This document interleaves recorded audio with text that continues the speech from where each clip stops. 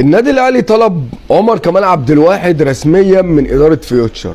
اداره فيوتشر طلبت مبلغ، وطلبت خالد عبد الفتاح وكريم ندفد وصلاح محسن اعاره لنهايه الموسم.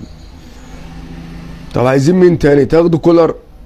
طب تاخدوا بطولتين افريقيا كمان؟ يعني مش عارف يعني المطالب الماديه للانديه مع النادي الاهلي بالذات بتبقى ليه كده؟